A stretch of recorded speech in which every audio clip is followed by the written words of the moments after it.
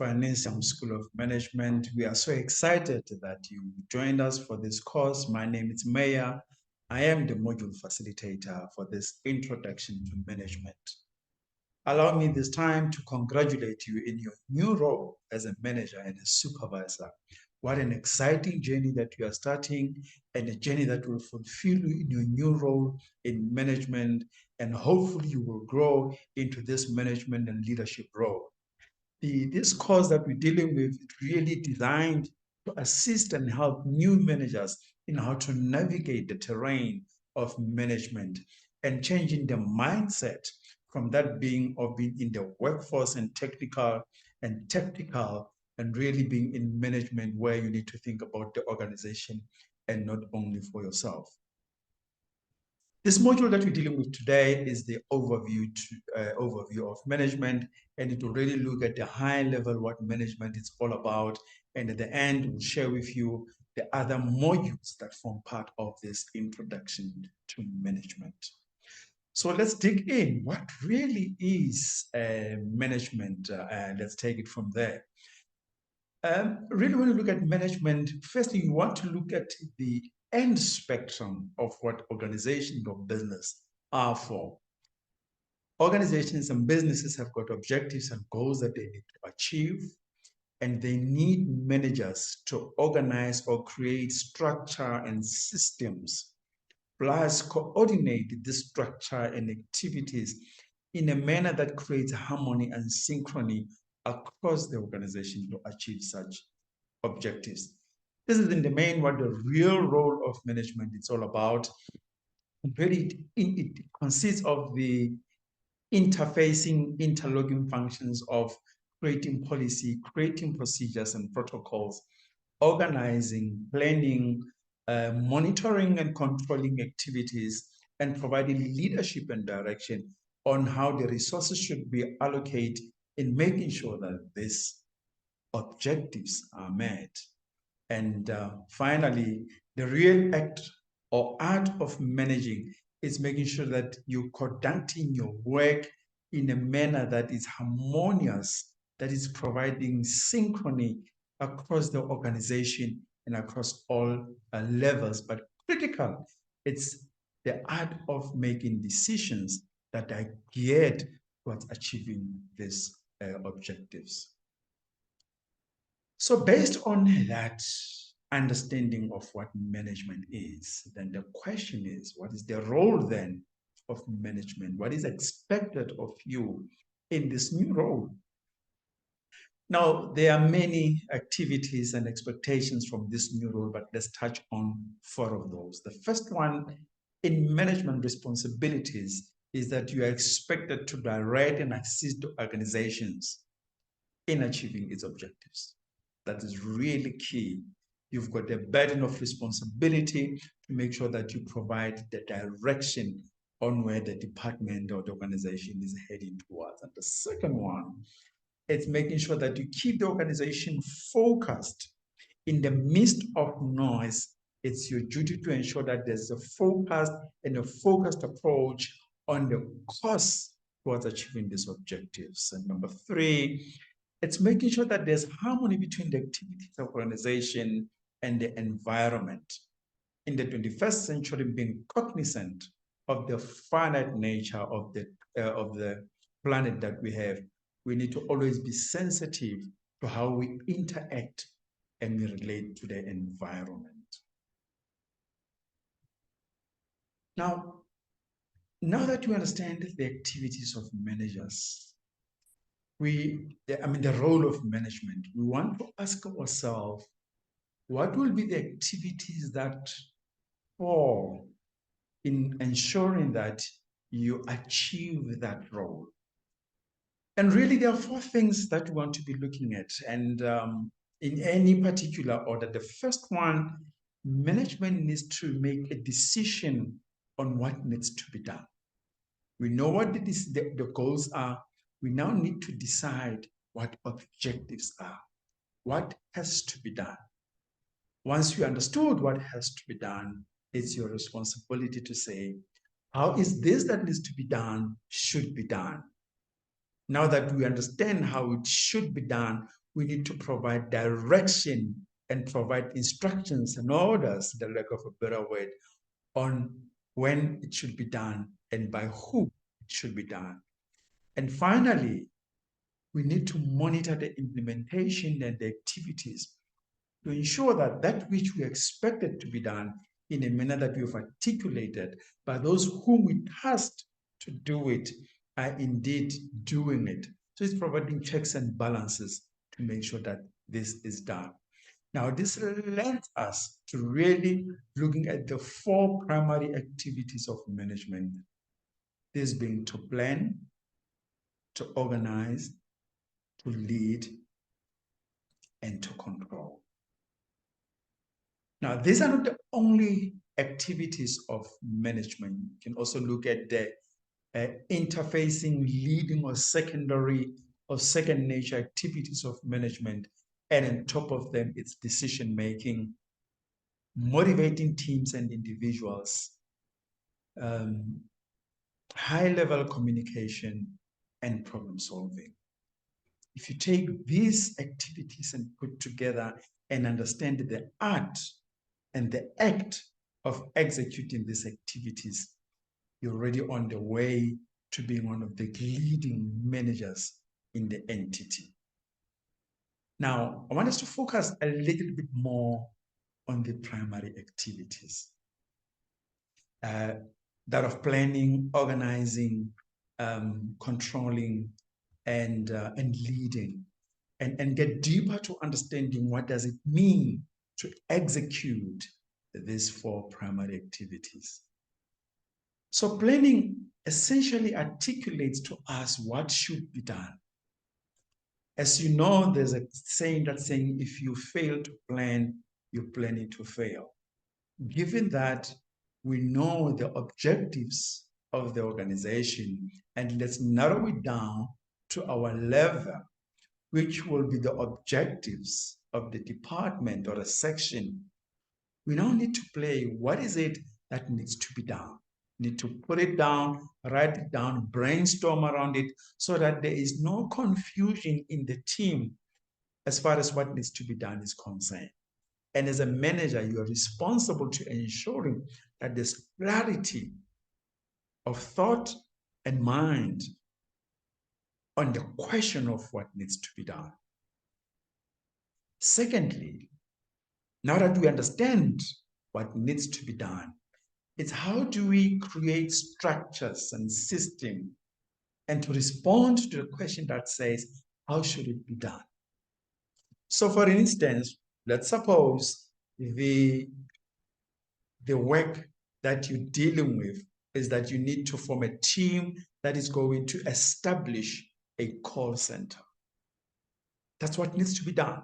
The organization needs a call center and you're a supervisor of a call center. Now that you know what that needs to be done, the second question, how should it be done? Are you going to look at the workforce that is already existing and pull people from the same workforce?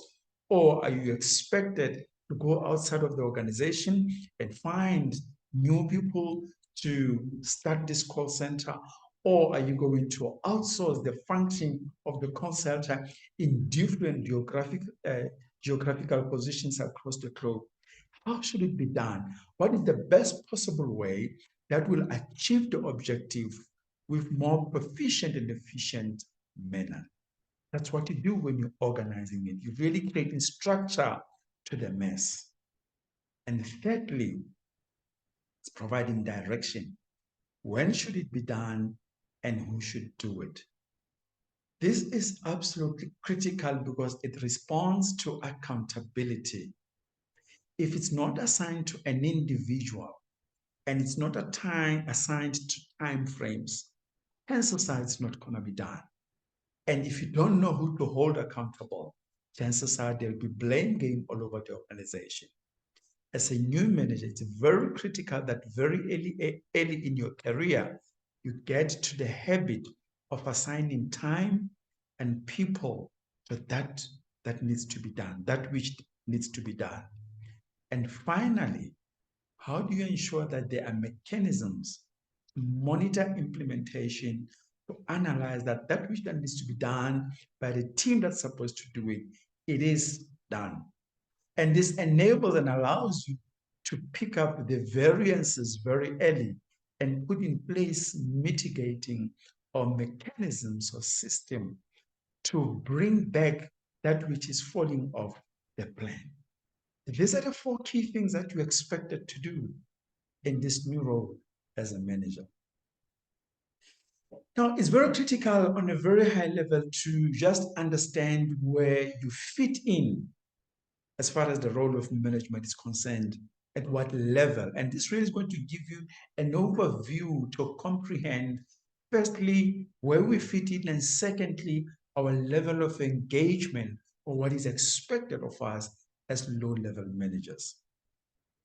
Now, most of the time, I mean, this is generic and it's dependent on an moves from organization to organization. But generally, you always have what you call a top-level managers. And in big organizations, this is where you have your board of directors, headed by the CEO, the managing director, the president, and you'll have your vice presidents or executive vice president or executive directors. But these are colleagues who provide strategic thinking for the organization, the high level where this organization needs to be. These are the colleagues who are interested in the organization within the industry to set the tone at the top of where the organization is going. And the second layer of management, level 2, it's operational. Now, I need to indicate that in some organizations, you find that this level where you have directors, deputy directors, forms part of top management, or sometimes it's called your EXCO, executive management. There are organizations where these two levels are collapsed into one, but there are some organizations that will devolve this into two levels of management. But operationally, it's really saying, having understood what the strategic direction of the organization is, what will be needed for the organization to achieve that. It's really devolving from the high level to saying what resources will be needed in what industries will probably be operating. And this is your tier level or senior management level. The third level, it's mainly functional level. Again, depending on organizations, you might find out that level 2 and level 3 are also devolved into one management level. But in the main, in functional level, the way you have managers, could be your sales manager, finance manager, marketing manager, operations manager. But now you can start seeing that the focus in a functional structure, if it's dealing with sales, focuses on how we can drive sales, how we drive revenue. If it's marketing, how we drive marketing activities, how we drive awareness activities. If it's an HR manager, how do we put in place processes, procedures, and policies to deal with people in the organization? That's your level 3. And level 4, which this course is designed for, is at our technical management, supervisors and assistant managers, where some of you will have moved from being in the workforce where you're dealing with clients directly to now moving to an area where it's not only you only dealing with clients, but you've got a number of people who you are responsible for. So in some organizations, as I've said, you find that you don't have the 4 levels, you only have 3, where it's top management and middle management is formed of level 2 and level 3. And the third level or lower level management is your tactical management. This is generally how organizations are formed. And as I said, it is dependent on the complexity or the nature of organization. You can have 2 organizations in the same industry with not necessarily the same management level structure. Now, what I want us to touch on is we've indicated when we started the conversation about management is that the key role of what we need to do is to provide leadership and management in achieving objectives. It might be necessary at this point for us to pause a bit and look at what studies are saying on what causes business to fail as it pertains to management particularly. Now, the study finds out, or this particular study finds out, 10% of business failures it's due to managerial incompetence. Now, this simply translated to the inability to run businesses, either being there in person or morally or intellectually or any other how. But 10% is because the people who are in management, they lack the credo, the competence of being in management. And it's important to pause here to say this course, it's designed to exactly make sure that those colleagues like yourself who just moved into management level, they are given the enough skills and capacity to function in the management echelons. The second one that is found is that 30% of the failure is lack of leadership. Now let's just pause a minute and just differentiate the two. And in the simplest way to understand the difference between management and leadership is that management is doing things right. It's being efficient and doing things right. Leadership is doing right things. This is mainly the responsibility of top management, making the right decisions, ensuring that the organization is operating in the right industry. And it's found that 30% is that lack of top management to think strategically and make sure the organization is geared in the strategic nature in the right industry, pursuing the right objectives. The third one is that 20% is due to lack of managerial experience. You can already see, there's a bit of interlink between the first and the third one. Lack of managerial experience and managerial incompetence. Now, managerial experience could be the fact that one has never been exposed to the area of management, just been put and be left to see. And if you've never been exposed and you've never had any experience in managing people, it's going to be very difficult or challenging to grasp and grapple with the new role of management. And again, this course is designed to make sure that we improve the experience and exposure to the concepts of management. And lastly, not having an industry experience. Now, this happens a lot because you can find that you become a manager in an industry that you otherwise have not been employed or you never worked on. Now, it says that 10% of people who goes to management in an industry that they never know can lead to business failure. Now, if you think of this can happen in any level of management. It can either be top management, middle management, or low management. And it might just that be it's taking too longer to understand the industry itself before you execute or you fast track your management capabilities. Now, what I want us to do at this point in time, I want you to pause and do this simple exercise. And you can use this particular template, or you can take your own template. I want you to write down the 5 objectives of the section that you're leading or of the company. If you don't have an organization, what are these objectives for yourself? What are the 5 key objectives that you want to achieve in a certain period of time? As an example, we put in here, let's assume that an objective that you need to achieve as a manager is to decrease complaints by 10% in 30 days. This is not about how you write objectives, but really you can see this objective, it's very clear, it's not ambiguous, and you can measure it, and it has got time sensitive. What we did not indicate here is that who must do it, but this is not a course about setting objectives. So write for yourself 5 objectives that you think are priority for you, for the section, or for the department that you just been employed to. And the second thing that you want to write next to that is to ask yourself, in order to achieve this objective, what will be the skills I need to optimally achieve or execute on this objective? In this case, let's assume the skill that you need to have in decreasing the complaints by 10% in 30 days is communication skills. It could be any other skills, but let's assume for this exercise it's communication skills. And in the last column, what you want to ask yourself is what is the proficiency that I have in the skill that I need for achieving the objective that I've just identified?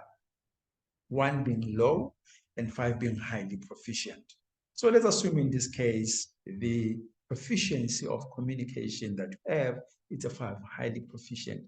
And once you do this exercise, you want to do 2 things about this exercise. Firstly, you want to look at the basket of skills that you need to have to achieve the 5 priority objectives that you have written, you have filled that.